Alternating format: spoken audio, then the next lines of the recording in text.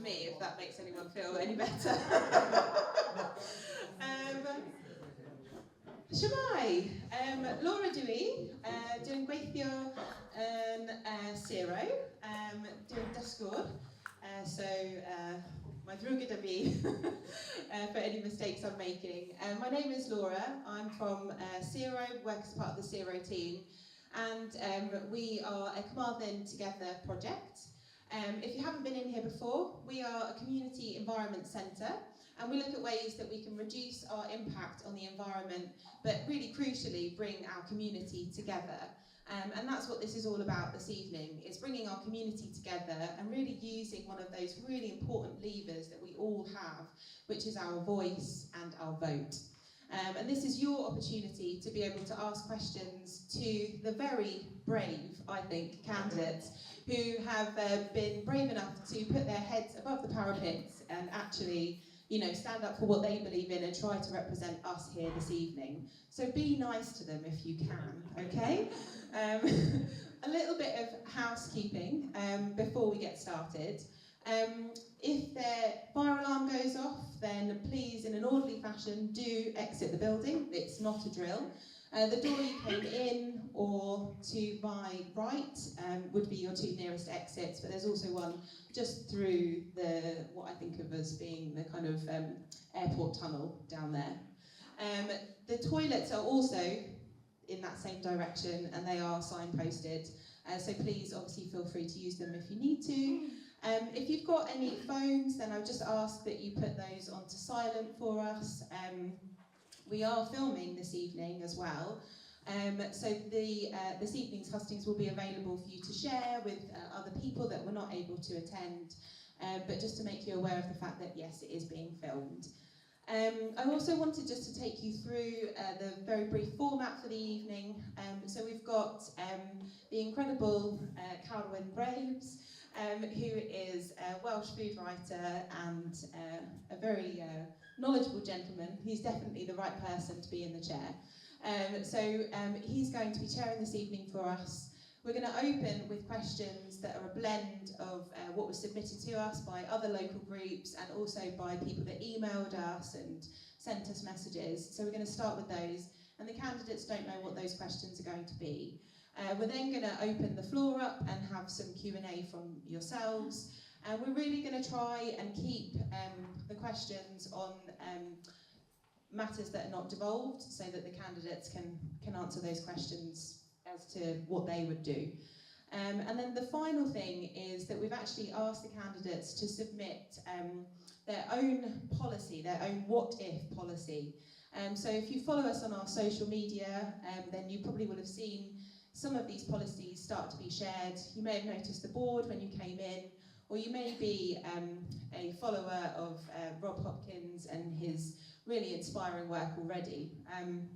But the What If to What Next podcast ran for 100 episodes, and each week he would invite guests on to discuss various different matters that would really, if implemented, if we made these changes, what would the world look like, feel like, smell like, taste like?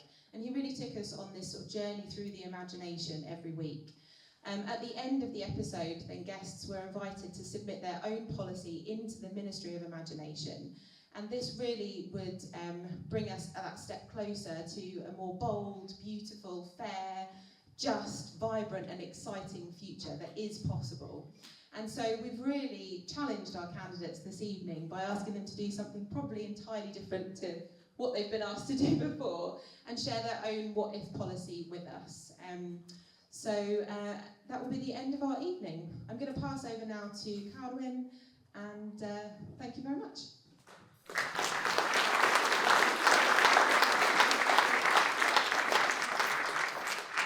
Diolch, Laura. Noswaith dda I bob un. Good evening. It's good to be with you all. A word about the translation headset. So we will try to run this as bilingually as possible. If you need translation, you don't have a headset. I think there were a few left over. No? No, not really. Okay. Does everybody who needs translation have a headset? No. No. Okay. So where things are in Welsh, I will also repeat them or summarise them I think inevitably, unfortunately, it'll be less than equal, so there'll be much more English. But we will try and run the evening meaningfully in a bilingual way. So let me add my welcome. I'm not formally associated with Carmarthen Together, but I'm privileged. I'm pleased to be here with you all. I'm pleased to be here with the candidates. A few things. So, dwi'n mynd I droi'r Gymraeg, a wedyn mynd I drial gweld bod y cyfieithu'n gweithio. Felly beth bach I ychwanegu. Mae gen I gloch. I have a bell. Os angen defnyddio'r gloch, mi wna fi defnyddio'r gloch. Ond dwi'n gobeithio peidio ag angen. Yn ogystal I hynny, mi wahoddwyd ambell I ymgeisydd am y sef hon yn yr etholiad sydd wedi methu ymuno gyda ni. Some of those candidates who are invited who haven't been able to join us include Simon Hart. I don't think he's arrived, has he? Nope. So that's a last minute dropout. Will Beasley, I think, from the Green Party, so Simon Hart from the Conservative Party. Will Beasley from the Green Party because of illness. And then also Bernard Hilton from Reform UK, and the candidate from the Workers' Party. So those are the ones who were unable to join us, yn anffodus. Ond diolch i'r pedwar yma am ymuno â ni. Dwi am ychwanegu hefyd, o ran materion datganoledig, when we come to devolved issues, I do intend to be quite strict on that. If there is a link, if you've got something to ask, it is devolved to the Senedd in Cardiff, and you think there's a good reason why it should be discussed, please make that clear when you ask the question. Otherwise, if needs be, we'll just move on to other issues that are not devolved. Obviously, there are plenty of very major issues that are not in any way devolved. So there's more than enough to discuss tonight. A gair bach arall amdana I, o ran cadeirio heno, dwi ddim yn aelod o unrhyw blaid wleidyddol. Dydw I ddim yn sefyll yn yr etholiad yma o gwbl chwaith, a dwi'n byw yn yr etholaeth hon. Felly jyst ambell I beth yna.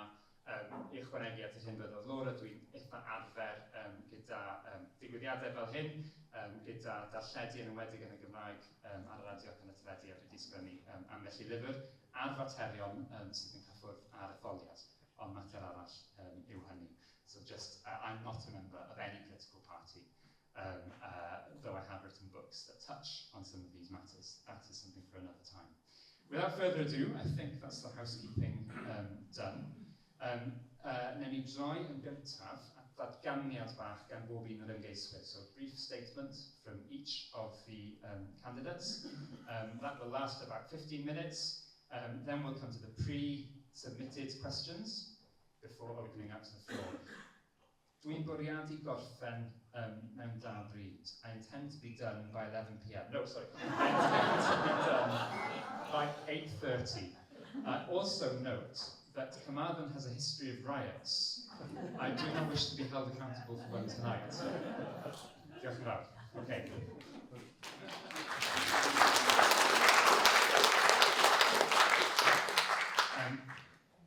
Heb fod mewn trefn arbennig felly, gan ddechrau ar ochr benna'r bwrdd, on the far side of the table, no particular order, we'll start with Martha. 2 minutes. Diolch.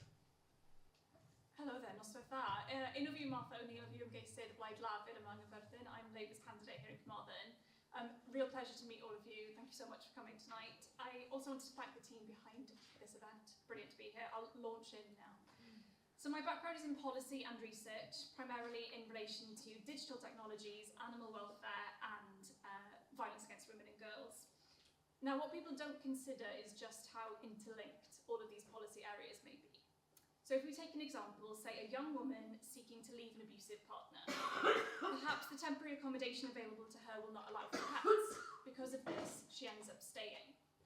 Perhaps the temporary accommodation available to her is too far away from her own support network. Because of that, she ends up staying. Perhaps the system being used by the local authority to allocate housing cannot take into account her particular needs, and because of that, she ends up staying. So what I'm trying to say here is the systems that we have in place at a local and a national level have a profound impact on people's lives. And for too long, the Conservatives have treated policy decisions like a game. Who can come up with the most outlandish headline? Rwanda, national service, need we say more? And what I'm interested in is being able to look at policy holistically. So taking into account those social and those economic impacts, and crucially those environmental impacts that make sure that Cyfarfod can be on the forefront of any change for the future. So the subject matters that are chosen tonight, like my list of policy areas there, might seem unconnected, but the truth is they are intrinsically linked. So let's consider an area not too far away from here, Llansteffan. On an environmental level, the area has been at severe risk of flooding and some properties were destroyed back in 2023 in the winter. So couple that with rising house prices, rising mortgages, interest rates, as well as the potential, now likely, closure of the school locally, the future of Llansteffan looks incredibly uncertain. What we need is a localised plan and a framework where local people can highlight priorities and work with representatives to build the future that they want to see from Llansteffan and indeed for Cyfarfod as a whole. So Cyfarfod is uniquely placed, I think, to benefit from the future advancement in green and clean technologies, something which has been chronically under-prioritised, I would say, by the Conservatives over the last 14 years. And we need voices in Westminster who can advocate for Cyfarfod to benefit directly from the Labour's Green Prosperity Plan, for example, to drive investment and lift people out of poverty. Because once again, policy in all its guises is interlinked. A stronger economy allows us to better tackle the climate crisis. Boosting skills will allow us to take advantage of the growth of renewable energies. And offering a vision of hope and determination for the future, as Sero and Carwyn together do right here, 20 seconds. Gives us that ambition to achieve the future that we want to see together. So those are the kinds of things that I'm interested in, and I look forward to tonight's discussion. Thank you. Diolch yn fawr.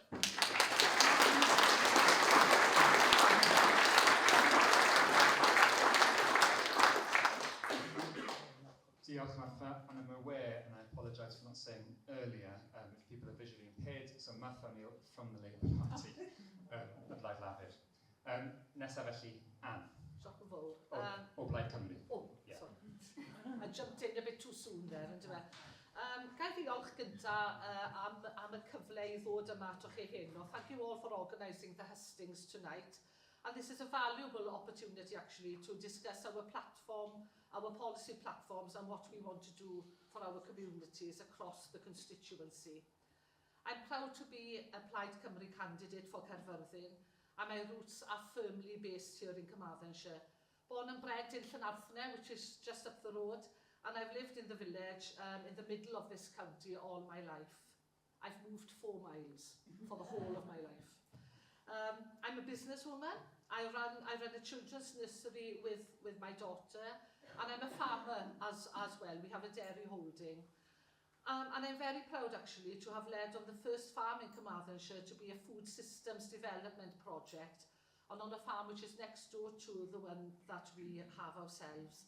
And this is to increase sustainable local fruit and vegetable production for local schools and a residential home. And I also represent my community on the County Council as well. Plaid's message in this election is very clear. A vote for us is a vote for fairness, it's a vote for ambition, and to ensure a strong local voice that will put our community and Wales first in Westminster. The polls are clear.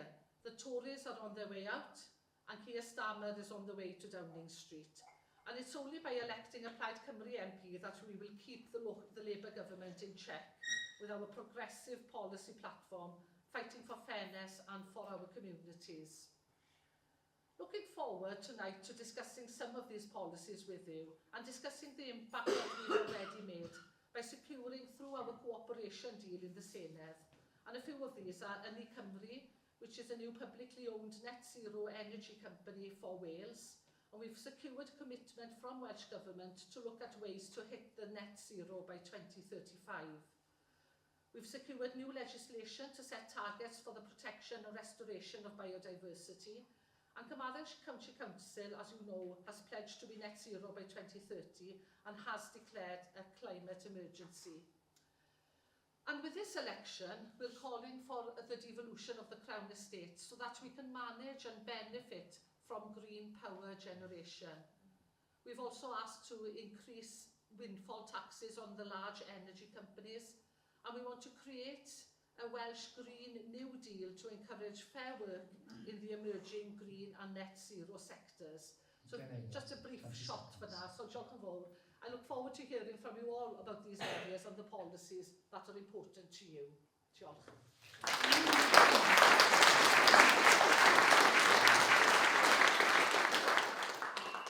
Diolch, Anne. That was Anne Davies from Plaid Cymru. Next, Nancy Coles from the Women's Equality Party. Diolch yn fawr. Good evening. I'm Nancy Cole from the Women's Equality Party. We know that we're in a climate and nature crisis. Energy prices are soaring. We remain reliant on fossil fuels. Our rivers and seas are full of pollutants. People in this country have no food security. Children, 1/3 of children in this country are living in poverty. Society is blighted by violence against women and girls, not least of all in our institutions. Local services are at breaking point and inequality is deepening. And it's women, particularly minoritized women, that are on the front line of this, with them being more reliant on social security, taking on more unpaid carer roles, and making up the majority of the workforce in the caring professions. But it's not all doom and gloom. There's real public will to address these crises, and I think attendance tonight definitely backs that up. I've been involved with setting up a local citizen science network where I live in Larne, and our first meeting was attended by over 30 people, all really keen to get involved and get stuck in.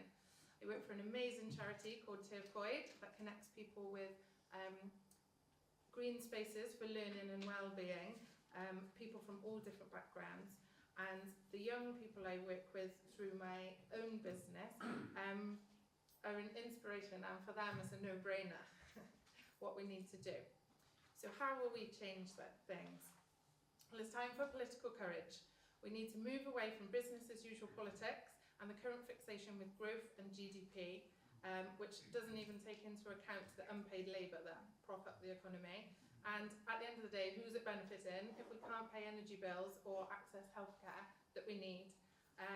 So the Women's Equality Party will invest in our communities, creating a climate-positive society.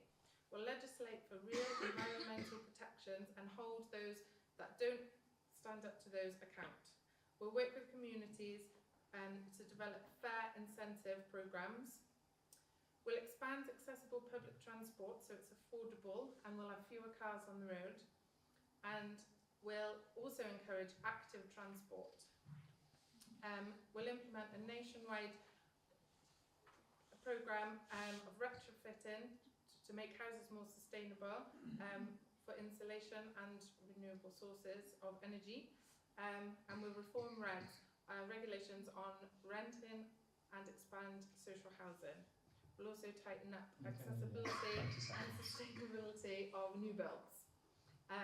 Women's Equality Party strives to create a caring, sustainable society that allows all its members to live safely and reach their potential, that looks after people and the environment as well as the economy, delivers on health and happiness as well as wealth. We will rebuild trust. We will rebuild trust.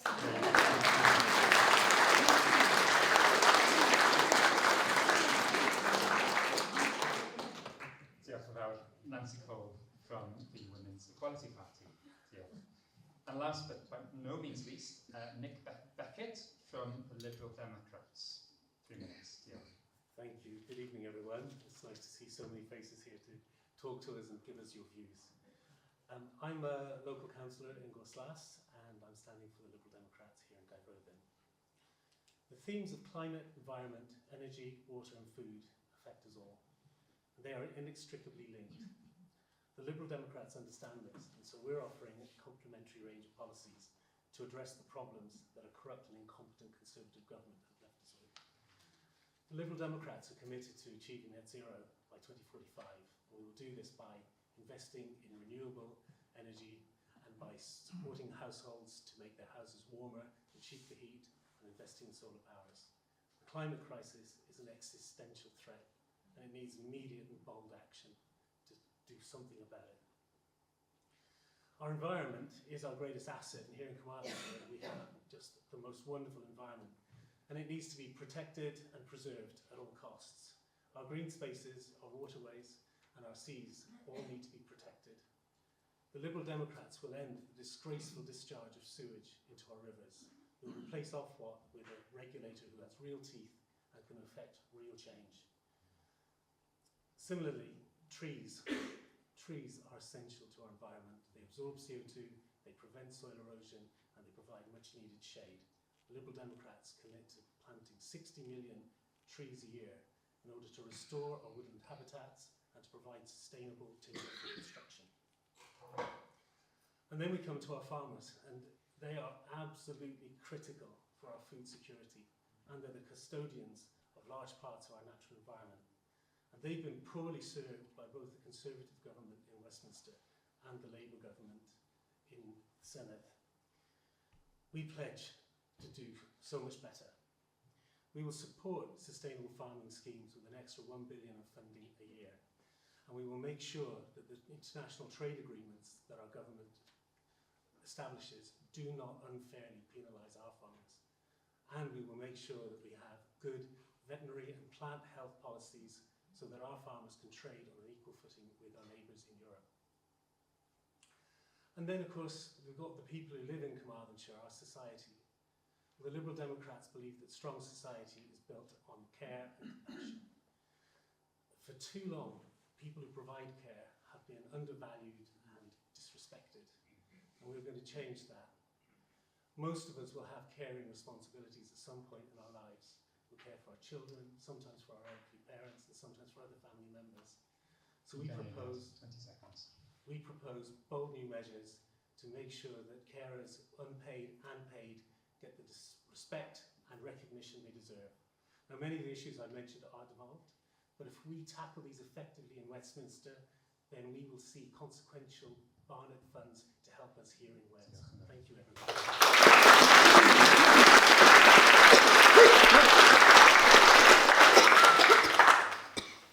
Diolch yn fawr, bob un. They did well, didn't they?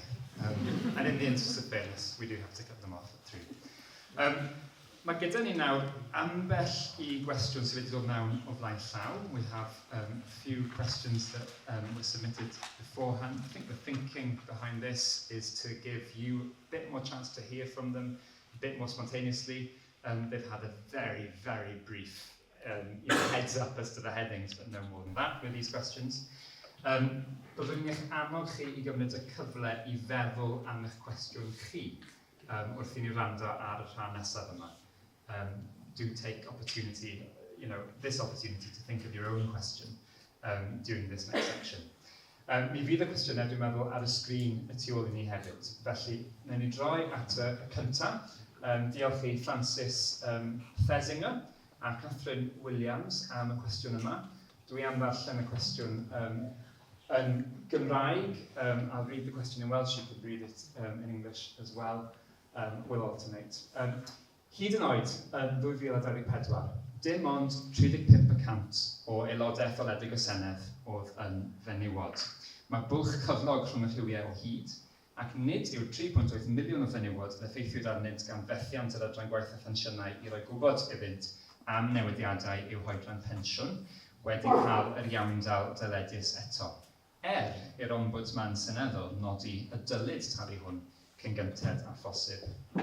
Yn dilyn llofruddiaeth Sero Hustings, cafodd merched yn protestio dros yr hawl I deimlo'n ddiogel yn cerded ar eu pennau hunain yn nos, I trin fel troseddwyr. Beth, felly, ymgeiswyr, fyddech chi'n ei wneud I hyrwyddo cydraddoldeb a diogelwch I fenywod yn y wlad?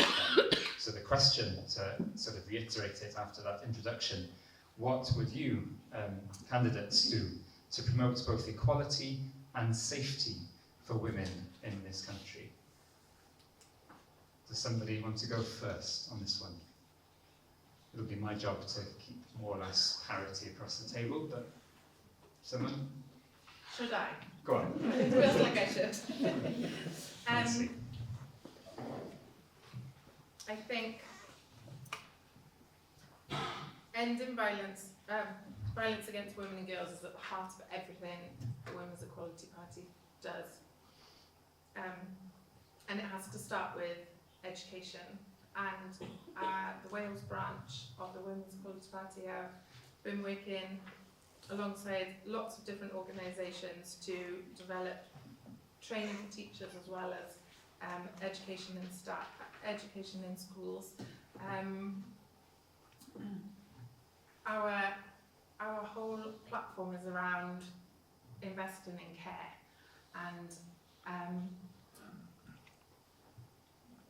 and what we're going to do is fund childcare. We're going to have childcare, accessible. We're going to fund childcare so everybody can reach their full potential. Okay, Yeah. thank you. Thank you for that. Somebody else wants to come Within my council role, as I mentioned earlier, I'm at the County Council of Holl and Ward, but I'm on the Cabinet with Carmarthenshire County Council as well. And the white ribbon and community cohesion comes under my portfolio.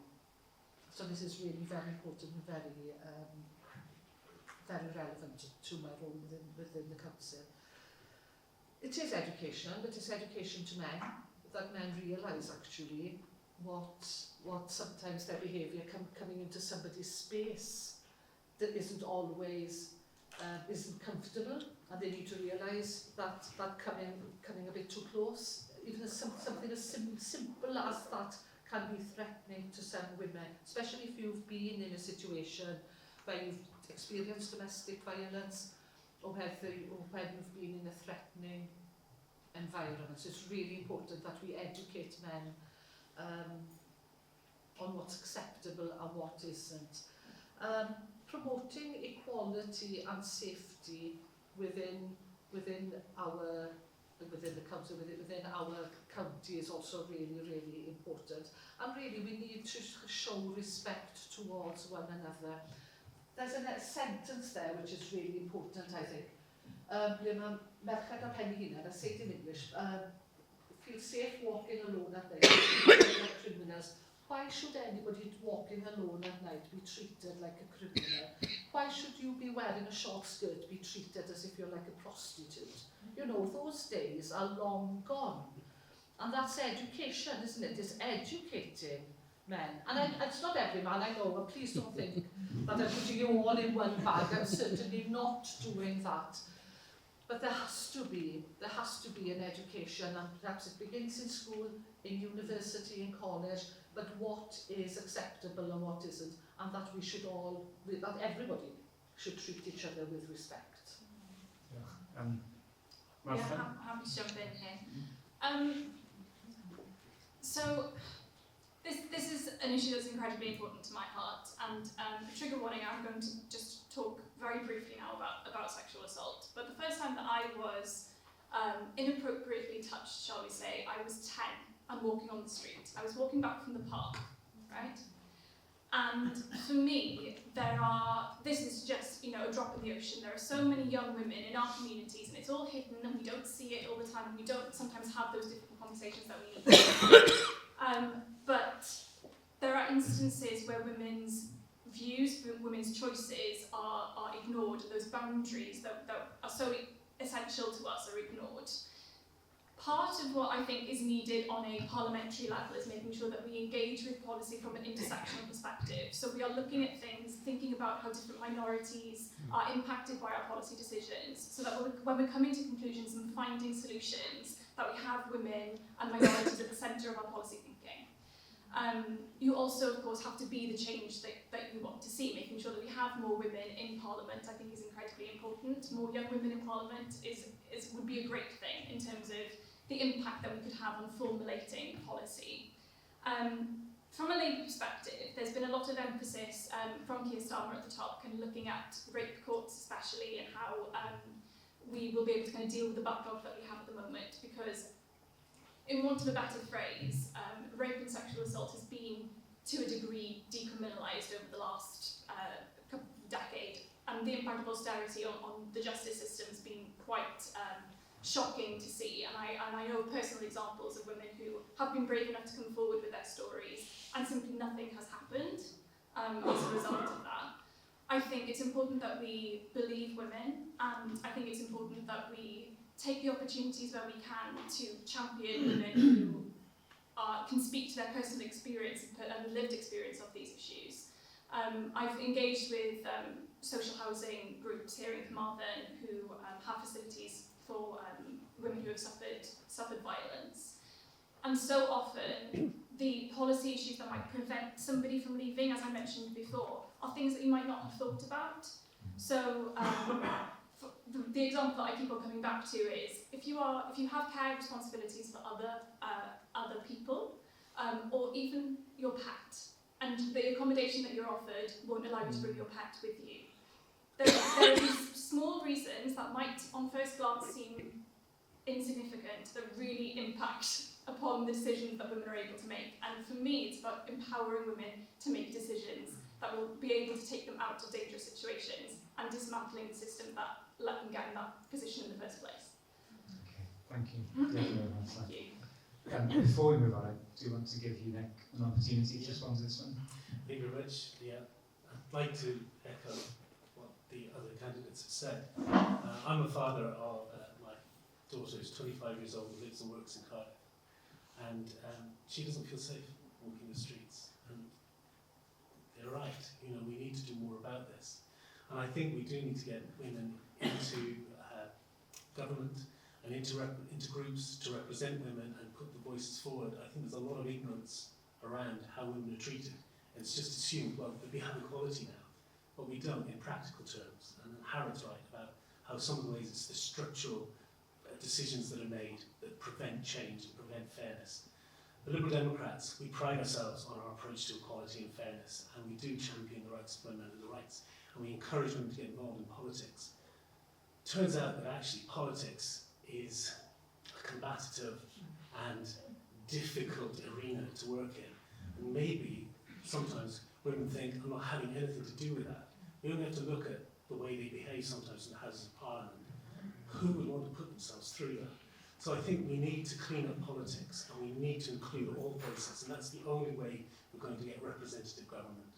So that's my view. Yeah, thank you.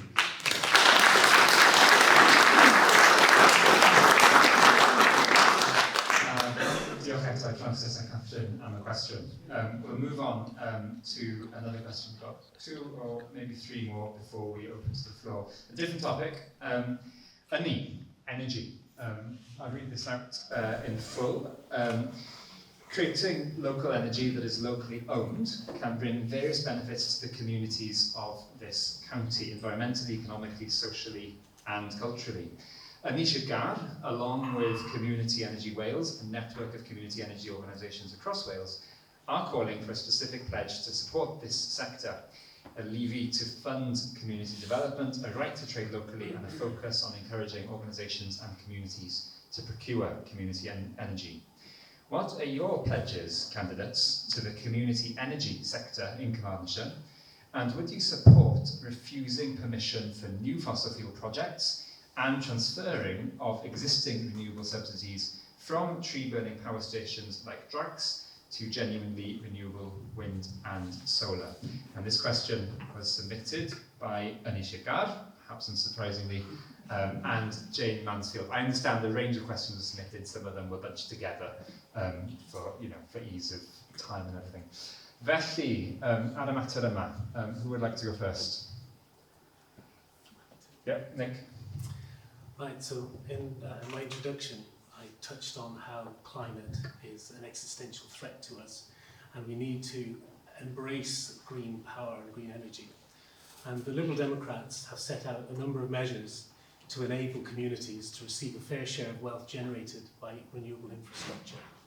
And they're going to require large energy suppliers to work with community schemes to sell the power they generate to local customers. But equally, because we live here in Carmarthenshire, it's a beautiful county, so we also recognise that the National Infrastructure Commission has to fully take into account the environmental implications of all infrastructure decisions. So that's a protection against least cost schemes that destroy and ruin our environment. So we recognise the need for micro energy generation for communities to come together and implement solar schemes and so on, and benefit from them on a micro level. We need to improve our infrastructure on the national grid to allow surplus energy to be sold back to the large energy suppliers at fair rates, so that we're not being taken advantage of. So there's a whole joined up, cohesive thought about how energy should be generated and who should benefit from it. So this is where I'm going to start to get a little bit more involved. Does that mean that you would support, the Lib Dems would support refusing permission for new fossil fuel projects? Absolutely. I'm sorry, I neglected to answer that. We are absolutely opposed to new fossil schemes, and we are looking at licenses that have been already given out for coal burning and so on, and we think that they should be revoked, and we think that the funds should be redirected to green energy schemes instead. There is no argument for continuing to burn fossil fuels. We need to transition, and we need to do it now. Thank you, Diolch. Do other candidates agree? Yeah, definitely. Plaid policy is quite clear on this. Our policy is that we have small community projects leading the way within energy production, rather than the huge, ginormous wind farms we see up along the ridges of Carmarthenshire at the moment, and further along up into Powys. Nothing against creating green energy, but it needs to be more locally sourced and locally used, therefore, rather than having transmission coming down.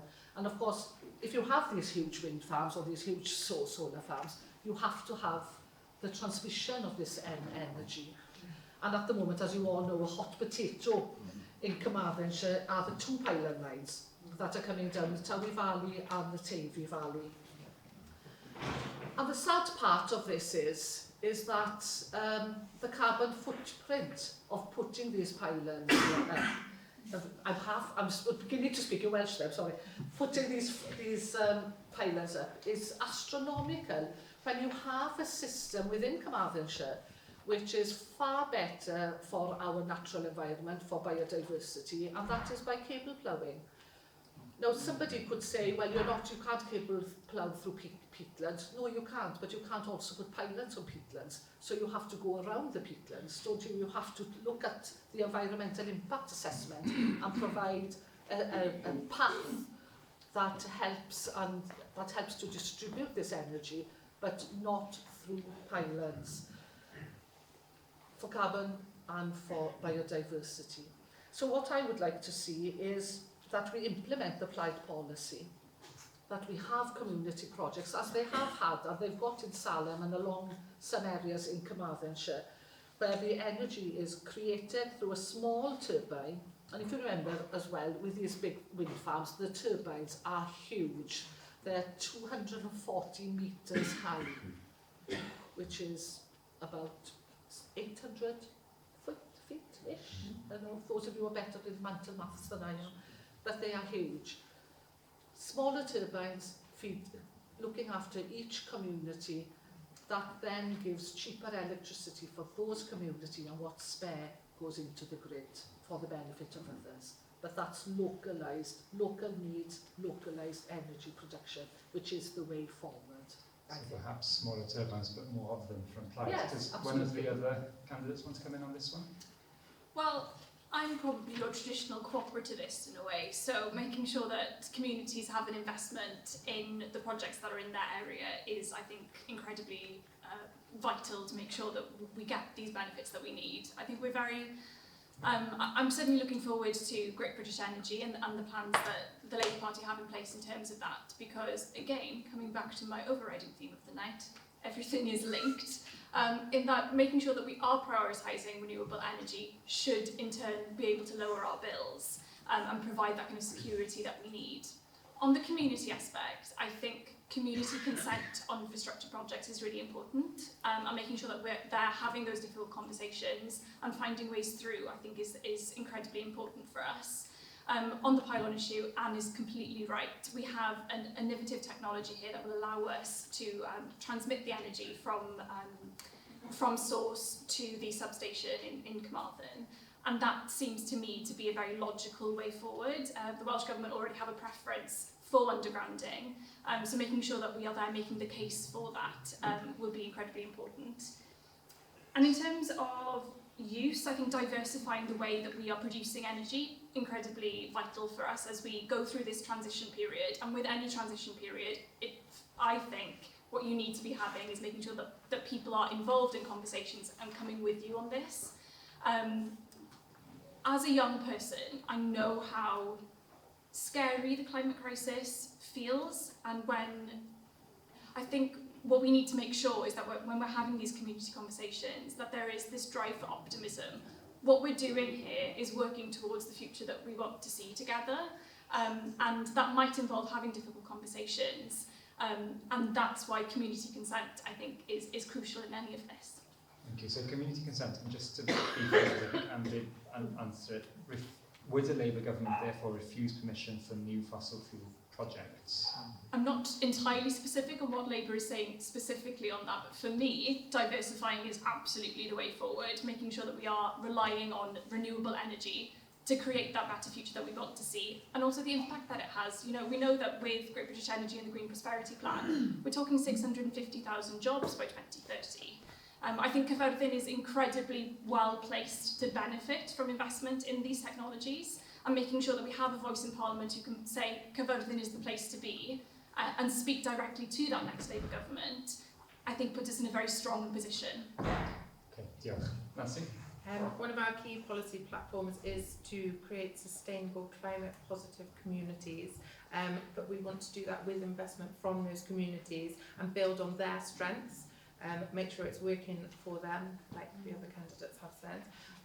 We definitely plan to focus on developing green technologies and moving away from fossil fuels, but we also want to look at lowering energy costs as well. And like Nick said, we want to find ways that are truly environmentally friendly and not just affordable, but also not out of reach of people that are on lower incomes. Okay, thank you. Diolch. Let's move on to the next question. Maybe we'll go on can I just one more. Follow up rather than have to come back. If you just hold it. Oh, Yeah, thank you. We'll just do one more and then we'll come back to these topics that have been covered. So final one from the pre-selected questions that have been sent in. Is it this one? No, can we go on to the next one? Yeah, this one. Just a little bit more different to the energy one. So, llygredw, water pollution. Yn ddiweddar,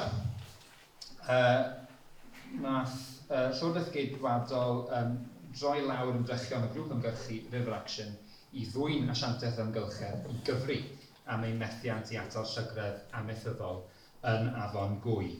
Not in our constituency, nevertheless. Beth fydd eich plaid chi yn ei wneud i fynd i'r afel a'r halogiad peryglus sy'n effeithio ar gynifer o'n hafonydd ni, un aberoedd a'n treithau yma yng Ngorllewin Cymru, a achosir gan ormlydd o garthosiaeth, dŵr ffo amaethyddol a gwastraff diwydiannol, ac os gennych chi unrhyw addewidion penodol yn eich manifesto i fynd i'r afel a hyn.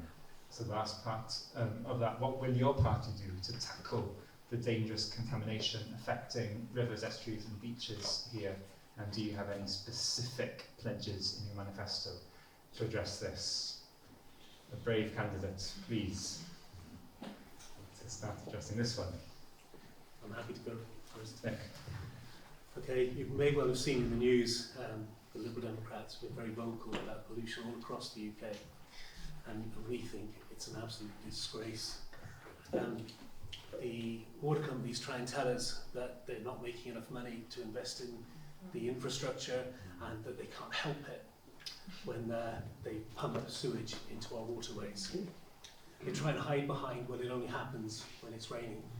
And it's not true. There's been lots of investigations to show that they routinely do it. Here, Dwr Cymru is guilty of it on thousands of occasions, pumping sewage into our seas and into our rivers. And we think enough is enough, and something has to be done about it. Yeah. So, Ofwat has been ineffective. It's a revolving door between the water companies and the regulator. They're one and the same. Welsh Government and the Senedd hasn't been bold enough to use the powers it has to turn this around. So we do need a new regulator, and we need to say no more of this. Enough is enough. The water companies try to tell us all that they're going to put up our bills in order to pay for putting this right. This is from decades of underinvestment. They're shareholders who have enjoyed record dividends, and we are suffering with polluted rivers. Our rivers are worse now than they've ever been before. So, yeah, the Liberal Democrats, we say no more of this, new regulator, and with real teeth to turn this around, and if necessary, you know, we will strip those companies of their licenses and start again. So that's the Liberal Democrats. Diolch, thank you. A specific pledge there. Diolch, Nick. Rhywun arall? Another candidate? Yeah, I'll jump in here. So we are fortunate here in Wales in that we are in a slightly better position than in England. So according to kind of ecological reports, 14% of the rivers in England are considered to be of good quality compared to 44% here. So we start from a slightly better position. This is an issue that has come up on the doorstep for me on a number of occasions, and particularly the river here in Cyfarfod and the quality of it. And I think what's imperative now is that we do whatever is possible to clean up the water. So we know that £40 million in additional funding has been committed by the Welsh Government to look at this between 2022 and 2025. And there's also kind of the 5th annual conference on this matter coming up shortly. So that'll be an opportunity for us, I think, to get to grips with the issue. But on a UK-wide level, Labour is now committed to giving the regulator the ability to put in certain measures, such as preventing bonuses and that kind of thing. So for me, it makes sense for us to have that government both in Westminster and in the Senate who can tackle this holistically, making sure that our waterways are up to scratch, because it is an issue. And as far as I'm concerned, when I'm out there speaking to people, and you know, it has an environmental impact, absolutely, but it also has a personal impact. These are our riverways and our oceans, and we want to be able to allow future generations to enjoy the land that we have. So making sure that we are putting those systems in place as custodians, where we are working with institutions and organisations to make sure that this is prioritised, I think is crucial. So just to make sure I've understood, the specific pledge there is better systems? Yeah, so it's making sure that we, yes, absolutely, with this £40 million the Welsh Government has committed. Okay, Diolch. If we could keep responses brief, as I'm told there's one other question we have to do before we can go to the floor. So Nancy? Yeah. Our pledge is that we'll legislate for real environmental protection, but like the others have said, we will hold organisations who don't stick to it to account. We think we need to find fair ways to support individuals to prevent agricultural pollution in the rivers as well. Thank you. Clear. Right, I'll go as brief as I can. 3 issues here really, I think. The rivers, phosphate on the rivers, Dŵr Cymru, and also nitrates coming off agricultural land. And I speak as a farmer, so don't shoot me now on this one. So I'll deal with phosphates first. We've got 3 rivers that come through Carmarthenshire. We've got the Clewed down in the bottom, right at the bottom corner of the county. We've got the Tywi that comes all the way through, and we've got the Teifi, which is in the northern corner. And the Teifi, all are failing. The Tywi is just about not, but it's really close. The Teifi and the Clewed are both failing. Teifi is failing simply because of sewage outputs from Welsh water. And in fairness to Dŵr Cymru at the moment, they are beginning to work on a huge project on the Teifi in order to clean their actor along the the wastewater treatment plants along the Teifi. The Tywi is failing due to agricultural pollution. So I come on to the farmers. Because, you know, I'm a tenant farmer. I'm a tenant farmer with Carmarthenshire County Council. And one of the things that the council is looking at the moment, and this is moving its way through, is to put riparian strips along the river, along some areas that are more likely to provide or to allow pollution into the river, in order that phosphate is caught before it goes into the waterways. And that is, of course, on the streams that feed into the Tywi and the smaller rivers as well. And the council is in a unique position to do this because it owns land in Llandyfri, in Llangadog and in Llanarthne where I live. So we can do this on the Tywi, try it out, and if that works, and I think it will work, to be honest, I'm quite confident that it will work, then that data can be shared with the unions, with the NFU and FUW, and we can start then conversations in order to have more of these riparian strips in order to catch the phosphate before it goes into the river. We've also got the NVZ rule, the water pollution rules, coming into force in August 24. And I genuinely believe that most farms are compliant. And we need to take the ones that aren't on this journey with us. Unfortunately, for me, I think, we've got 3 really super farms down on the bottom end of this county. Super farms as in factory farm, dairy holdings, I would say. But their waste, of course, or their sewerage, or their slurry, doesn't come into the Tywi, it goes into the Taf. And the Taf isn't a sack river. Now, it would be really interesting, wouldn't it, if some citizen science in LAN did some work on this, because I'd love to see some work being done on the Taf, although it isn't a sack, but it would be really interesting to have that. I'd be really grateful. Just a specific pledge? Would you make a specific pledge on this? Yeah, what absolutely. The pledge would be, for me, on the Tywi, that we clean up our act, that we have the data that we need in order to ensure that the phosphate, we regulate or we try and get the phosphate levels down. It is agriculture and we need to deal with it. Okay, Diolch, thank you. So,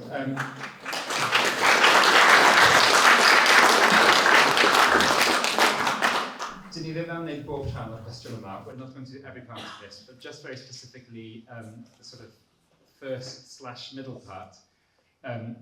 Would you as candidates sign the 0-hour campaign for the Climate and Nature Bill, which was written by scientists and first introduced in Parliament, Westminster, by Carwyn Graves, Green MP, in September 2020, and was supported by the outgoing MP for not Carmarthen, but Carmarthen East and Dineddar, the former constituency, Jonathan Edwards.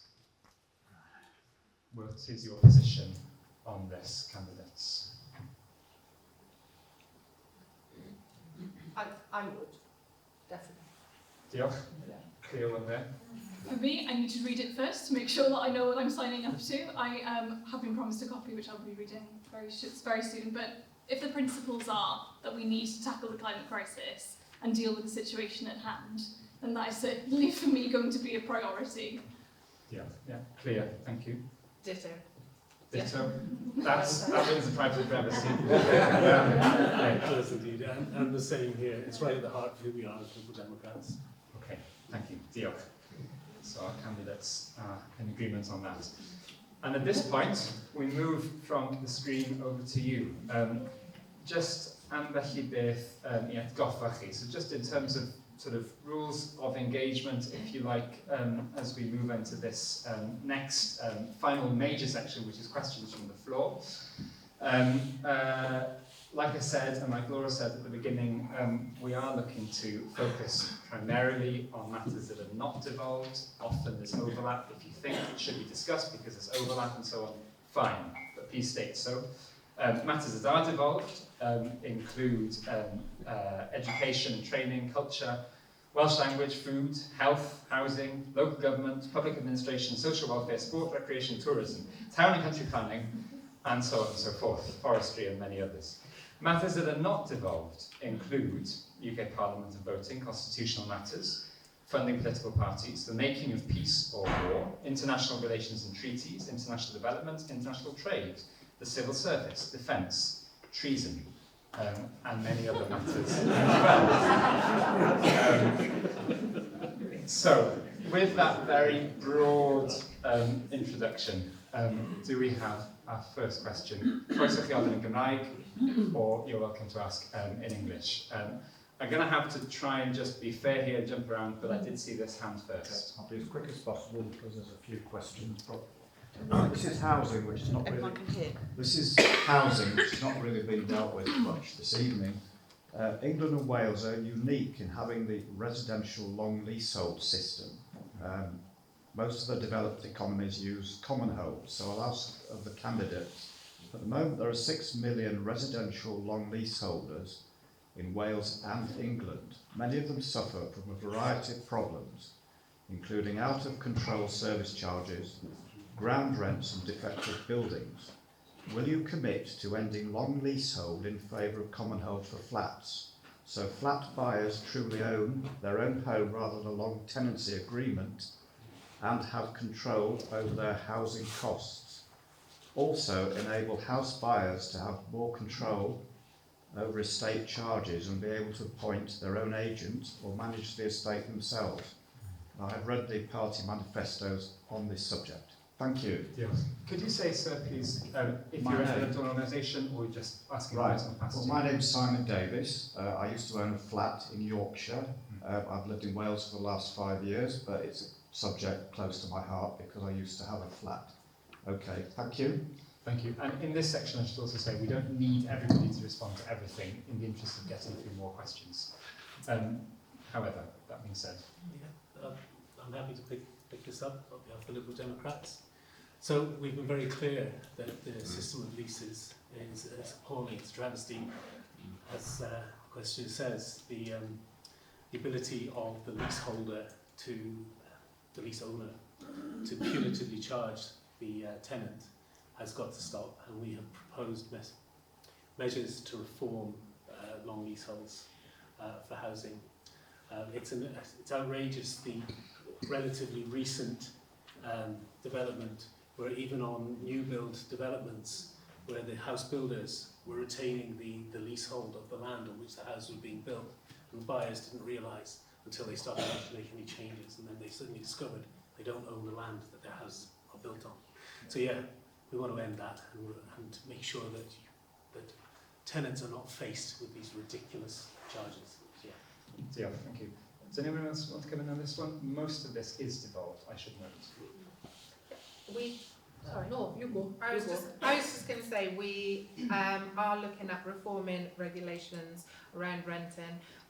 We haven't spoken specifically. I mean, we're teeny, so we can have these conversations, and I can say that we haven't spoken specifically about long leaseholds, but we are certainly looking at reforming regulations around it. The law does apply to England and Wales in terms of long leasehold, so yeah, I know there are subtle differences. Scotland is different, it has common hold in Scotland, so okay.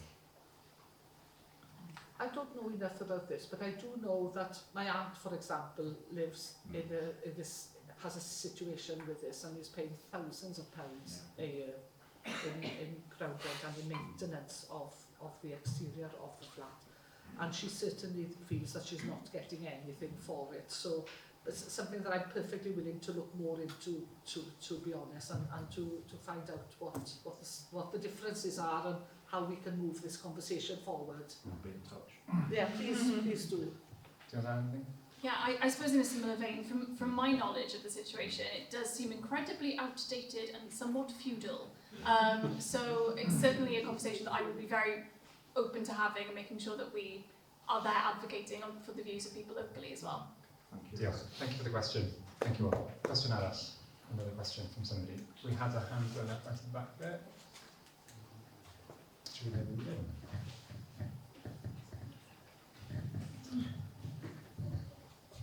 Thank you. I'd like to know of the candidates, what will you do to reverse the increasingly authoritarian trend towards criminalising peaceful protest, which is a democratic right, increasingly under...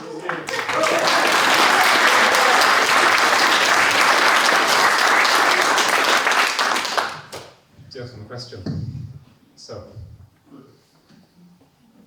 I'm happy to jump in.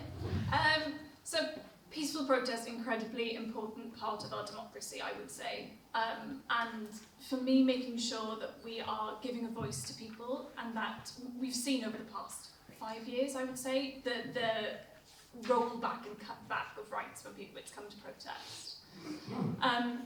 I'm hopeful that with a Conservative government out of the way, though I will not speak too soon, that we will be able to kind of ease those pressures, because making sure that people have a voice is critical.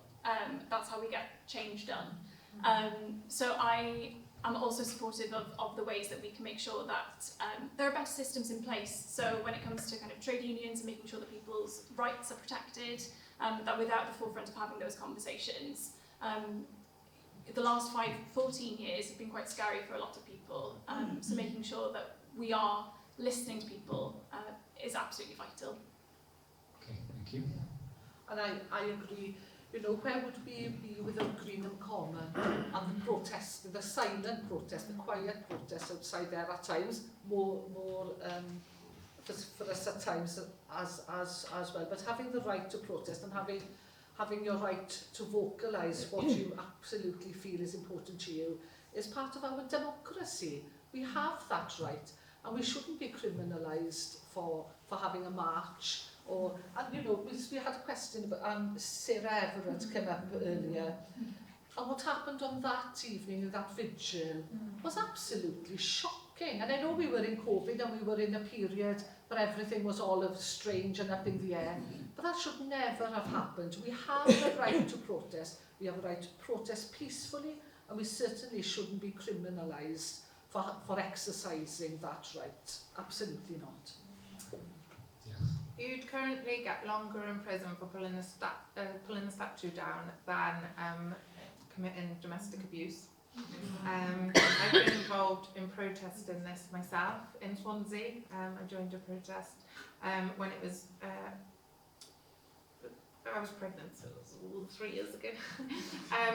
And as you know, the women's movement has a long history of protest. Our most recent campaign at the Wales branch of the Women's Political Party was around abortion rights, and we used stickers with QR codes. If you use the toilet in Lidl, you might have spotted one. But yeah, it's really important, definitely. Yeah, it'll come as no surprise that we would repeal that dreadful piece of legislation immediately. The right to protest is a fundamental part of our democracy, and any government who legislates to remove that right is just running scared of us, the people of the United Kingdom. So we need to take back our rights and to express our views. So yeah, definitely get rid of that terrible piece of legislation. Okay.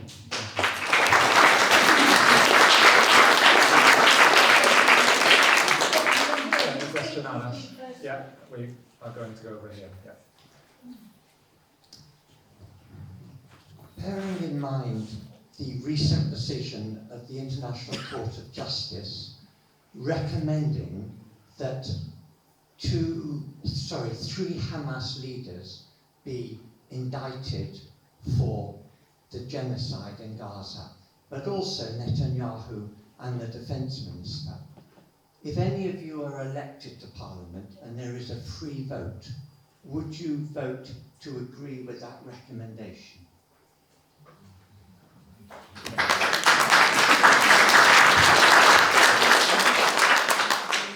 So, free vote scenario where there's no party whip telling MPs how to vote. How would you vote? I'm happy to start on this. It's an incredibly emotive subject. The Liberal Democrats have been staunchly saying that we need to resolve the situation in Gaza as soon as possible. And it is possible to be critical of the actions of both sides without being anti-Semite. In the scenario where there's a free vote, yeah, I would vote to uphold the court's view that war crimes are being committed here. We need a solution as soon as possible. So can you, the court hasn't made a decision. The decision is to arrest them if they are able to take them before them. So they've made a decision to arrest them. Yeah. And I would uphold that. And I feel that, you know, we urgently need to do something here, and we call for a bilateral ceasefire immediately and for aid, because, you know, when we're growing up, we're told 2 wrongs don't make a right. And this is a most terrible example of that. Okay, thank you. Clear answer there from Nick. Somebody else? Yeah, I would too uphold the court's view to arrest all five. I have to be honest. I'm glad to be perfectly clear in this. We've supported the call for a bilateral ceasefire all the way through, and we have to do that. You know, the slaughter, and I'm going to use that word, I don't use it lightly at all, but the slaughter of the people, of both sides actually, you know, the 1,200 on that first, on the 7th of October, but the slaughter of the Palestinian people since is totally unacceptable. And we have to have a bilateral ceasefire, and Plaid are calling for that. Yeah,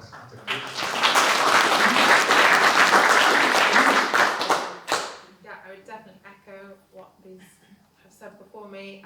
The Women's Equality Party is also calling for a bilateral ceasefire, but with a plan for peace following up with international support. yeah, clear answer. Martha?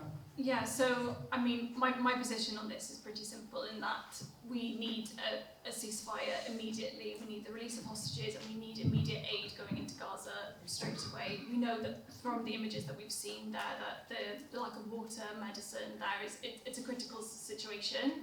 And, you know, I strongly condemn any attacks on the safe zones or refugee camps that have been set up there.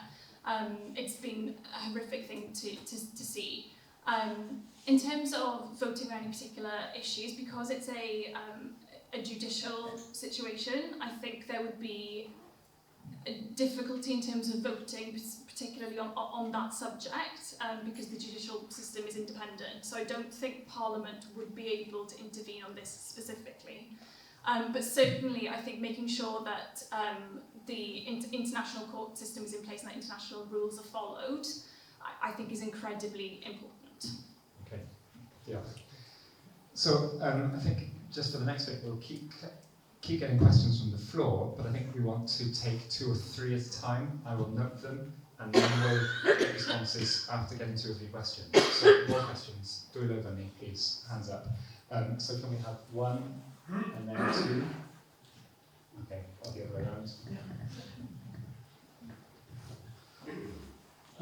Given there's a climate emergency and nature emergency, as we've already discussed, and Wales is 90% or a figure around 90% farmed, and Wales is also one of the most nature depleted countries in the world.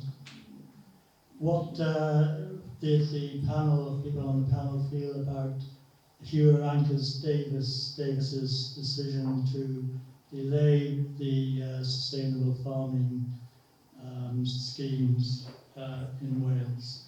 Okay, so an opinion on the devolved sustainable farming scheme and the decision to delay the implementation of that. Another question, thank you for that. We will go to the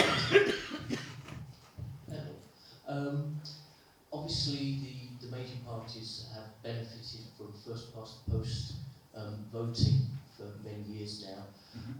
Many of our neighbouring countries don't use that. It hampers real democracy, certainly in my opinion. Where do the candidates stand on proportional representation so that the people of Britain actually have a voice in Parliament?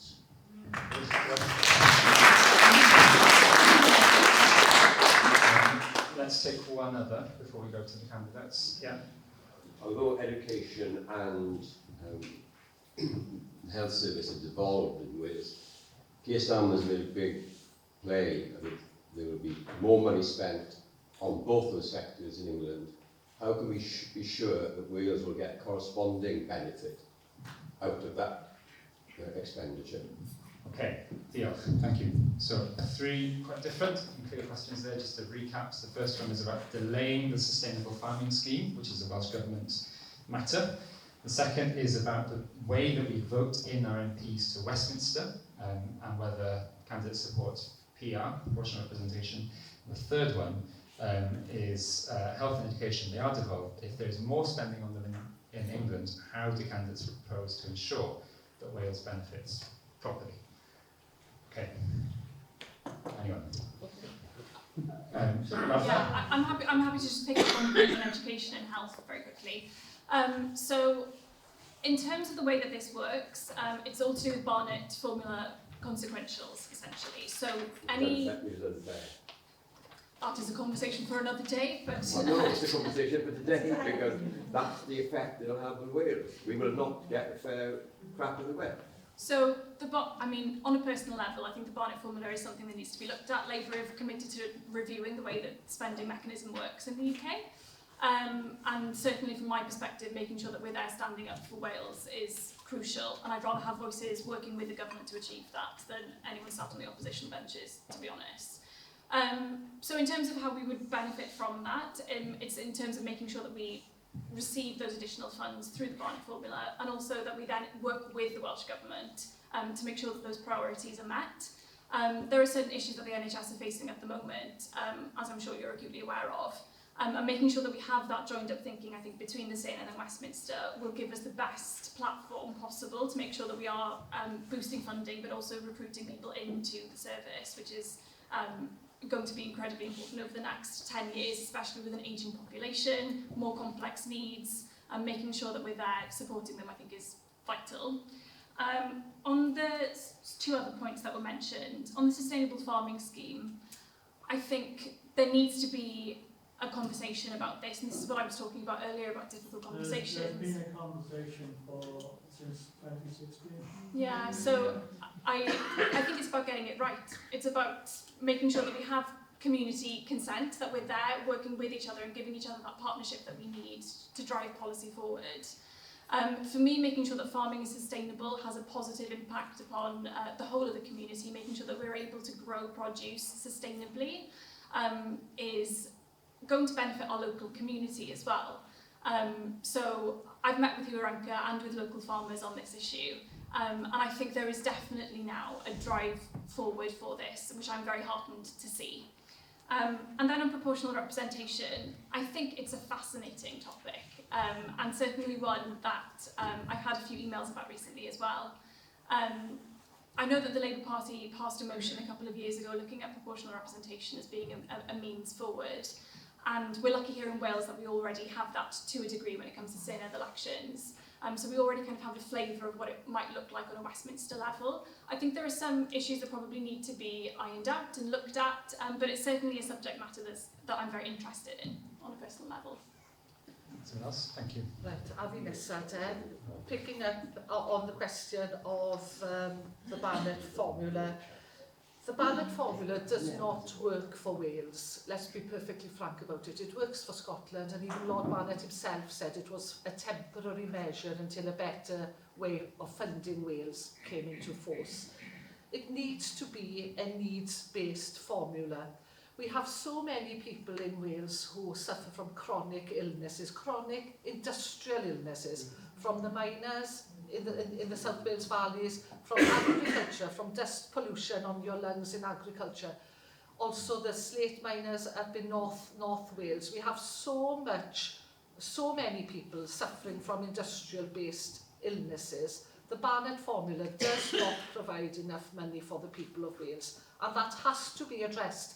Mark Drakeford, in all fairness, said it would be addressed when there would be a Labour government in Westminster. So let's see what happens after July the 4th. Let's see if the Labour Party actually does keep its promise and reviews this policy and makes it a better system, a better formula that works for Wales, because this one certainly doesn't work for us.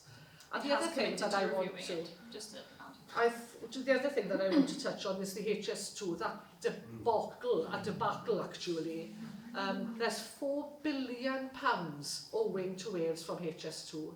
We all know the state of our roads. We all know the state of our public services, our public transport, and the rail investment that's needed within Wales as well for public transport. That £4 billion could go a long way in order that we have the services that we deserve here in Wales, and that's what you'd get with me if you voted Plaid, is somebody who fight your corner. With regards to SFS. Now, as you all know, I'm a farmer, so I should declare an interest. But SFS, you're quite right, it's going back to Brexit and our land. It's going back 8 years from when we first started negotiating this.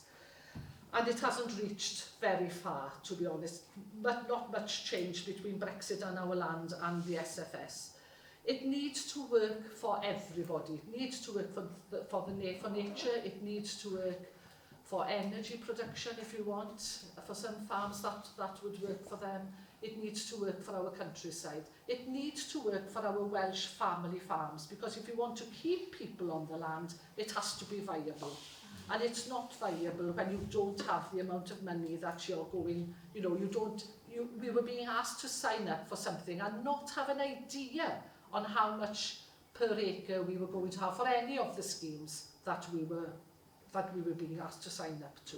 The Habitat scheme, which Welsh Government brought in at the beginning of last year, was a disaster. Only 10% of people signed up for that. Yeah, okay. And first past the post is fine, but PR is even better, so I bring it on. Okay, good. Would you like to respond to any of these issues? I'd really like to. First of all, PR, well, that's a Liberal Democrat core issue. First past the post doesn't serve any of us. And yes, if we have PR, we do get more voices, but it's democracy in action, so PR, yes please. The Barnett formula, all the comments are absolutely right. It doesn't work. Barnett himself did say it isn't going to work properly. And the key problem with it is that it doesn't cost the same to deliver services here in rural Wales as it does in urban parts of England.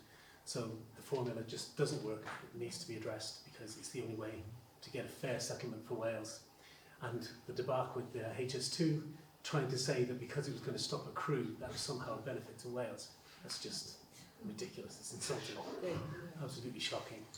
And then the sustainable farming scheme, I followed this with interest, and my takeaway from it, rightly or wrongly, is that it was an example of the Welsh government in the Senate not listening and not really engaging before just handing down, it's going to be like this, and expecting everyone to fall into line. And I think they need to reflect on this and actually have a proper conversation with our farmers. Okay, yeah, thank you. Nancy.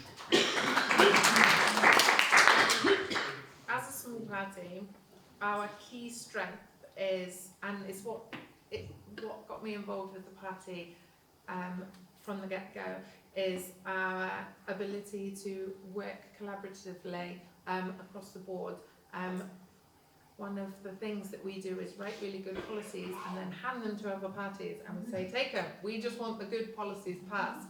And I think you can apply that to the third question.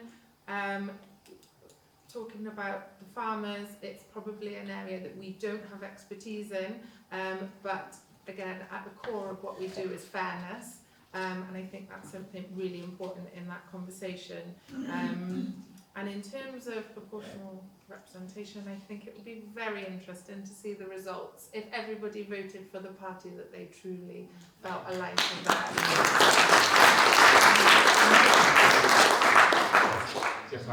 So let's take 3 final questions. I would ask, before you put your hands up, I would ask that we go to different topics. So if you feel you've got a question that is not being covered, it's not the same topic area as what has already been discussed this evening, please put your hand up and we'll take 3 more questions to finish. So I think we'll go to the gentleman in the spectacles at the back, then the blue jumper here, and then I thought I saw one, well, yeah, Diolch.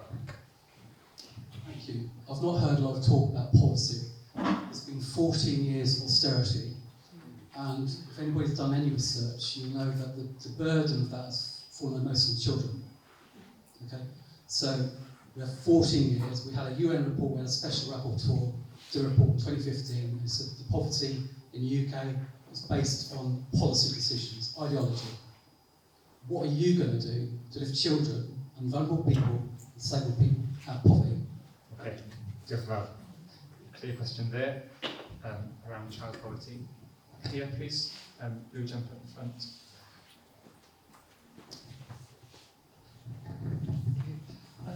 plastics pollution is an enormous problem which affects the health of all of us, and it affects the environment, it affects the oceans, it affects our rivers, it's in all of our bodies.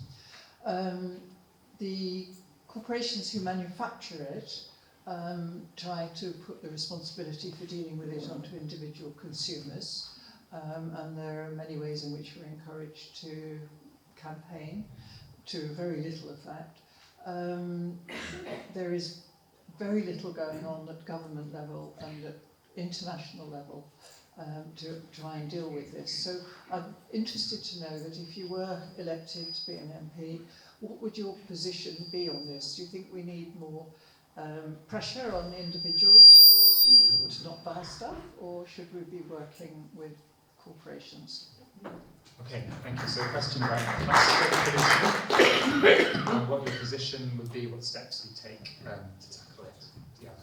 Well, we already know that manipulation by social media was a key factor in the Brexit vote. We are expecting that similar sorts of tactics are going to be deployed in this election. But since Brexit, we've had a shift in social media, particularly on Twitter, of it becoming essentially a right-wing cesspit, and it's clear that the man who owns it is a far-right advocate, is misogynist and queerphobic. So what do you propose to do about the poisonous effect of social media on our democracy? And will you commit to attempting to communicate with voters through platforms other than those owned by American billionaires? Okay, Diolch. So again, question on a different topic here. So social media misinformation, I think that's a fair summary, and what steps you take to combat that misinformation, particularly around the platforms themselves. So 3 different matters here. Somebody want to jump in? Okay, Nick, Diolch. Okay, that's some really good questions there. Child poverty, I think, is one of the worst legacies of this Conservative government. Huge steps have been taken to drive down child poverty, and it's all been reversed, as the questioner said. The UN Special Rapporteur was massively critical of where we are. Again, all we hear from the Conservatives is more cuts to welfare, more cuts to benefits, and none of that's going to help. So the Liberal Democrats recognise this, and we want to remove the cap on child benefit, and there are other measures in our manifesto to improve finances for families at home. The cost of living crisis, Martha said at the start, a lot of things are really interconnected, and so many things are. The cost of housing, the cost of energy, the cost of food. This is why we have so many people in poverty. We need joined-up policies to really drive down on those. But we've got to focus on our children because they are our future, and we need to give them the best chances. So yeah, it's a really good question. Yes, we have got policies around that. I like the plastic pollution question, and from personal experience, you know, we've got bags that we put out and they're filled with just plastic wrapping, and it's pointless, and why aren't we using paper? And I think the question was right. We should be asking more questions of food suppliers and so on, to change how they do the packaging. I mean, happily, Carmarthenshire here actually does really well on recycling compared to some county councils in England. But if there was less of it coming into our houses, there'd be less of it to take out of our houses, and there'd be less of it to recycle. So yeah, we're all for that sort of approach. And social media and misinformation, yes, very much. I think this is another area where education and making people think a bit more critically about what they hear and what they read. And we should clamp down harder on political interference. We know quite often we can point at who has funded adverts, whether it's nation states or media moguls trying to steer the political debate in a certain direction. We need to push back hard. We need to educate people to critically ask who's saying this and why. I'd step back from saying that banning these platforms and so on, because the platform isn't inherently bad, but we need to clamp down on bad actors. Okay, yeah, thank you. On to somebody else. I'll jump in then. We also would get rid of the two-child benefit cap because, you know, I had 3 children. I was one of 4 children, of four girls, and I had 3 girls. And my girls are having babies now and things. So, you know, two-child, having a, you know, it's the old-fashioned 2.4 children, isn't it? Or by now, I think it's 1.9 or 1.8 or whatever it is. But we need to get rid of that because having that extra few pounds in your pocket might be enough for you to be able to go and buy some fresh food. It may also help to get rid of the need of using food banks. That's something else that we've seen a huge rise in the past 14 years. We never used to have food banks. Now you have 2 or 3 within each town. It's ridiculous. And I think, you know, linked into child poverty is the fact as well that we need, years ago, your parents used to retire, say at 60, and they would be able to help with childcare. People don't now retire until they're 66 or 67. You haven't got that safety net, if you like, of family, either being able to help you or be living close to you to be able to help you. So there's a reliance on going into nurseries or into childminders, and we need to help parents, give them a little leg up, give them a safety net that they haven't got within their own families anymore. And the way you do that is to have more flying start places, to have, and I know we have, you know, Carmarthen is now, and it's opening up to Llandeil on different areas within the county, but we need that all over the county. We need to give parents an opportunity to go back to work and to be able to earn a living and to be able to show their families and their children that they can earn a living. That's really important. Briefly, if I may, on plastic pollution and social media. Well, but then you repeth and Nick fyna really, defnyddio mwy o bapur. And, you know, you're quite right, the council, not that I'm bragging, but the council does have an excellent record on recycling. We need to move it further along, and we will move it further along, but not having plastic in the first place would be much better. And with regards to social media, you know, I feel sometimes that we've forgotten how to talk to one another. I've been knocking doors since January, and that's the way you communicate, is by talking to one another. Get out there and talk. You don't need to be using your phone all the time for checking messages or for seeing what Joe Blogs is doing. Get on with your own lives and don't faff about anybody else. And just get on with it.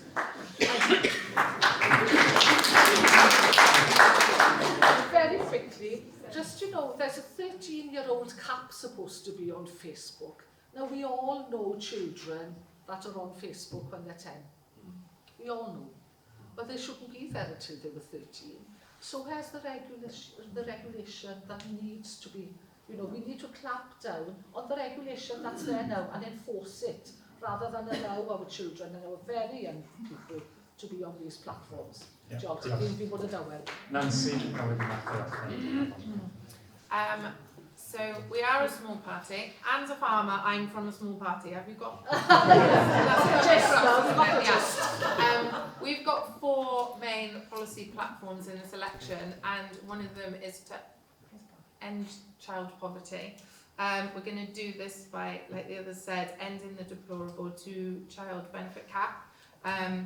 We want to introduce universal free childcare, which is what I got my tongue tied over earlier. We want to increase carers allowance and triple lock these. And we want to invest in quality childcare, so it's available everywhere. In terms of the plastics question, I'm involved with my local plastic-free community, and we support small businesses to look at what they're doing. We also look at the public sector, and although the County Council are good at recycling, their procurement methods leave a little to be desired. Chat with you afterwards. But in answer to your question, I think it's both individuals, businesses, but the public sector as well. Need to work on it. And with social media, I think, like Nick said, education is really important, encouraging people to think critically about sources of the information they're looking at, and even more so the information that they're sharing. But similar to what Anne said, I think we would look to rebuild trust and communities, focusing on health and happiness, and sort of tackling armchair warriors, reducing anger. If people were happier and more content, I don't think there would be so much unpleasantness online. Thank you. Diolch. So I'll just pick up on that last point with regards to social media. I used to work in digital policy, so I find this area really interesting. It's a bit of a wild west at the moment, and I think the online harms bill goes a certain way in terms of dealing with certain issues, but there's a lot more that can be done in terms of protecting people for the future. The worry that I have is technology like AI, and the impact that that is going to continue to have, especially on women and minorities, because you know, I know of colleagues of mine who have been victims of certain kind of AI imagery online, and it's very difficult to get images down. It's such a complicated field, and with the metaverse as well, that's another interesting area where we're seeing kind of even things like sexual assault happening in a metaverse space. How do you regulate that? There are lots of questions that need to be had here, and I think this is just the beginning of a longer conversation, because there's a lot of work that needs to get going on this to make sure that the internet is a safe place, not just for kids, but also for adults as well. So on microplastics quickly, again, I'm going to come back to AI. Didn't know I was going to, but there's a fantastic company based in Manchester, and they use AI technologies to look at supply chains and identify weaknesses in them, where there might have been potential for modern slavery or human trafficking to have been involved in the creation of products. Now, I think it would be really exciting if we could apply similar technologies to wider supply chains in identifying areas like microplastics, and figuring out those key moments where interventions could happen for us to eventually cut down on the use of plastic that is being produced and sold. I don't think the onus should just be on individuals. We've heard that message for the past 20 years about switching lights off, etc., etc. That's part of the solution, absolutely, but we need firmer action, I think, on this. So certainly from my perspective, having conversations also on an international level and making sure that we have counterparts in place who can work on this with us is necessarily the way forward. And on policy, finally, I'm not sure who asked that question. Brilliant. Lifting people at the child pocket. There we go. I'm concerned actually about your party. Yeah. Not really, I don't think you've been far anywhere near bold enough. Because from what I'm hearing is you're not really doing reverse austerity. So I want to hear some assurances, particularly from Labour candidate, actually. Yeah. So for me, I think ensuring that there is economic security there for future generations is imperative. We've seen the damage of 14 years of the Tories, and we've also seen the damage that Liz Truss made in a matter of weeks. And certainly when I've been out and about meeting with food banks and local people, what we also see is a lot of hidden poverty. So we know that over the last 14 years there are an additional 300,000, I believe, pensioners who are now in poverty. The impact is monumental, and also going back to the original point I made about looking at things holistically, we know that poverty then impacts upon people's mental health, upon educational attainment. This is a far larger piece of work when it comes to formulating policy that's going to lift people out of poverty. We're lucky that with, I think, Labour in Westminster and Labour in the Senate, that having some joined up thinking on this, using the full leverage of policies available to us, that we will be able to tackle this effectively. And in terms of economic security, you can look at the Tories and their spending commitments £71 billion worth of which are unfunded, that is where we lead into dangerous territories. With those kinds of unfunded costs comes the need to increase interest rates, which comes with the need to increase mortgage payments and bills. The conversation keeps on going. What we need is direct action and making sure that economic stability is at the core of everything that we do. That's why the fiscal rules that Rachel Reeves has put in place are there.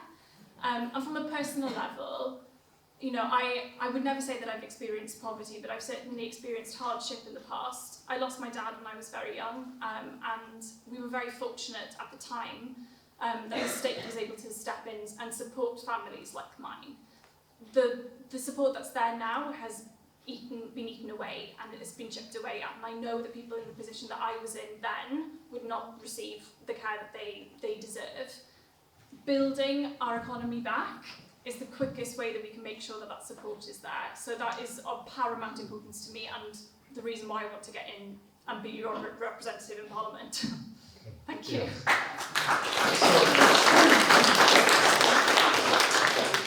With that, we wrap up the questions from the floor. There's one final very important question that I'm going to ask them. There's privilege, I suppose, which is this Ministry of the Imagination. So a reminder to the candidates as to what this is. Imagine that we are walking down, let's just take where we are, the middle of this town, Carmarthen, in 2030. You've been elected, and everything that you're standing for and more, everything you'd like to see happen on a policy level, takes place. As we walk down through the middle of town from a residential area down into the middle here, what are we seeing? What are we hearing? What's tangibly different and better to now? Because you, Martha, had the chance to finish off a moment ago, I'm going to come to you first, then Nick, then Nancy, and then we'll finish this time around with Anne. So, Martha, munud fach. Okay. Yeah, tell us. So I think the Carmarthen that I have in my mind is one where hope is possible, where there is determination and community spirit and the ability to get things done. I also think that the Carmarthen that I have in my mind is one where we have an eradication of shame, which, when we're talking about kind of mental images and imagery that we have in our mind, so often, for me at least, the cages that we create ourselves are also part of the problem, and the way that society upholds those. So for me, making sure that we are representing the voices of oppressed peoples, of minorities and of women is crucial to the kind of cyfarfod that I want to see in the future.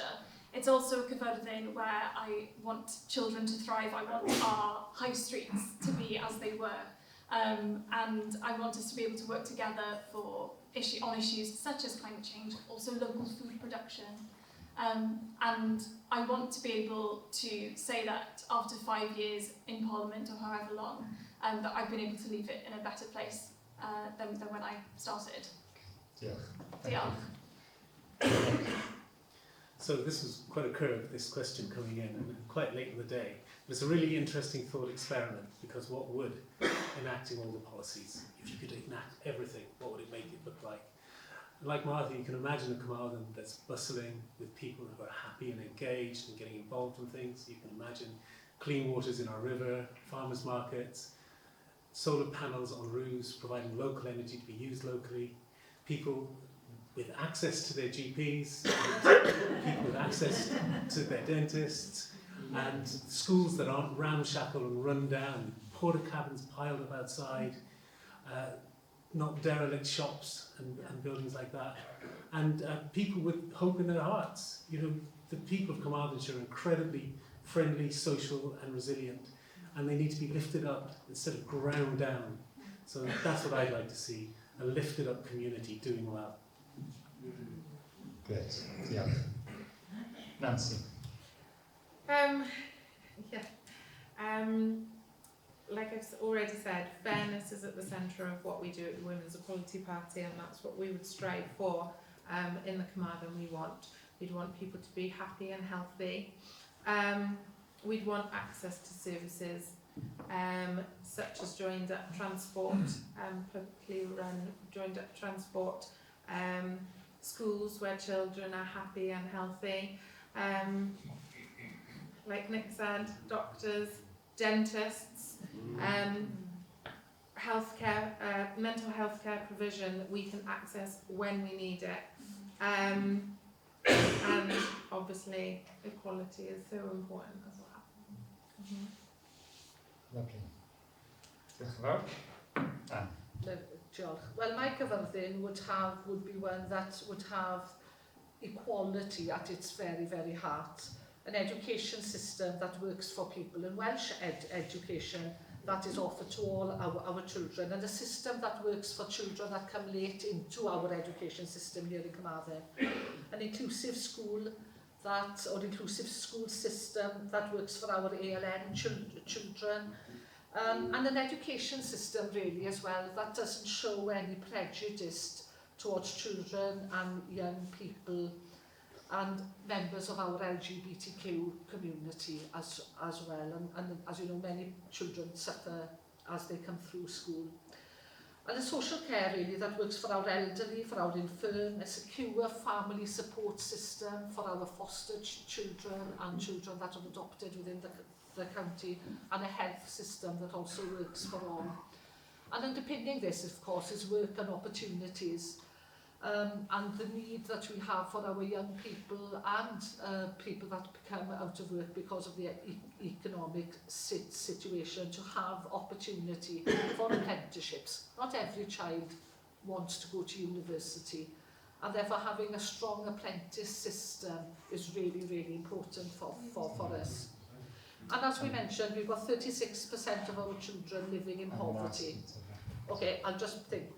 I could go on to speak, but what I'll say is that areas, you know, we need to have a system and a Carwyn that works for all, and that we have equality and equity across the whole county would be what I want. Okay. Diolch yn fawr iawn.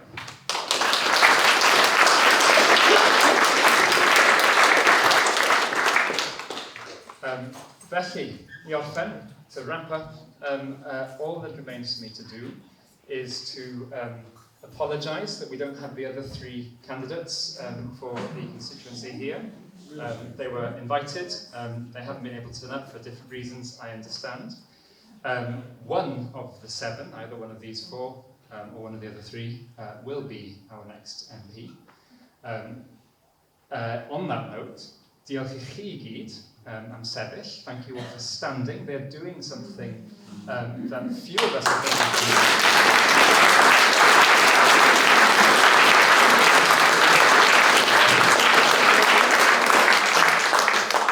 I harbour no ambitions myself to go into politics, and neither do I think do the majority of us. So thank you for what you're doing, putting yourself through a gruelling process, but we all take it that it's for the very best of reasons, so we appreciate it. And thank you for coming.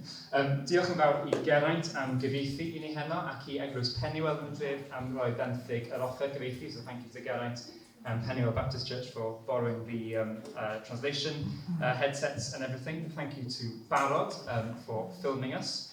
Well, not us, but these guys really. Diolch mawr iawn I Laura, a Polly, a Sue, a Tim, a pawb yn y team, the whole team at Sero here for hosting us and putting this on. I'm not personally aware, as someone who just happens to live in this constituency, that there is another hustings. I may, not have seen advertising, but certainly you're doing us all a public service.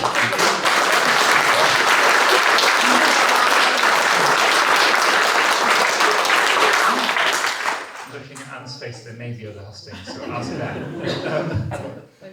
Ac yn olaf, but quite sincerely, thank you to you all. There was no riot. Phew. Thank you all for your attention, for listening, for your questions, and most importantly, please don't forget to vote. Yes.